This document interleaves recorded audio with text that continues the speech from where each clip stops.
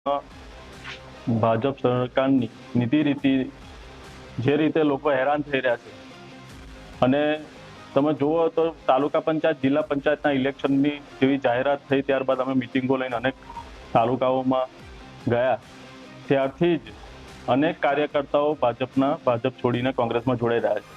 આજરોજ કઠલાલ તાલુકાના 200 કાર્યકર્તાઓ સાથે તેમના તાલુકાના મહેશભાઈ સનાભાઈ ડાભી પૂર્વ ધારાસભ્ય શ્રી કનુભાઈ ડાભીના ભત્રીજા છે અને એના સિવાય લખનભાઈ દરબાર જે બીજેપીના યુવા મોરચાના પૂર્વ મહામંત્રી છે, એના સિવાય અનેક આગેવાનો અને કાર્યકર્તાઓ એમ મળીને 200 કાર્યકર્તાઓ સાથે આજ રોજ કોંગ્રેસ પાર્ટીમાં વિધિવત રીતે જોડાયા છે। કોંગ્રેસમાં જોડાવાનું કારણ એ જ છે કે ઘણા વર્ષો છેલ્લા 22 વર્ષથી ભારતીય જનતા પાર્ટીનો કાર્યકર હતો।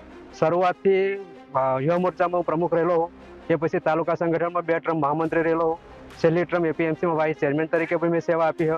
વર્ષોથી પાર્ટીનું કામ કરવા છતાં હાલના સંજોગોમાં કઠલાલ તાલુકાની અંદર તાનાશાહી ચાલી રહી છે। તો જૂના કાર્યકરોને કોઈ યાદ બી નહીં કરતું, એમને ઇગ્નોર કરવામાં આવે છે, સાઈડ પર કરવામાં આવે છે અને આ બધું કંટાળીને છેલ્લા અમે ખાસા સમયથી, ખાસા વર્ષોથી આમ તો લગભગ વિધાનસભાની ચૂંટણીથી તે પછી 3-4 વર્ષથી સતત અમે આ જ રીતના કચરાતા આવ્યા છીએ।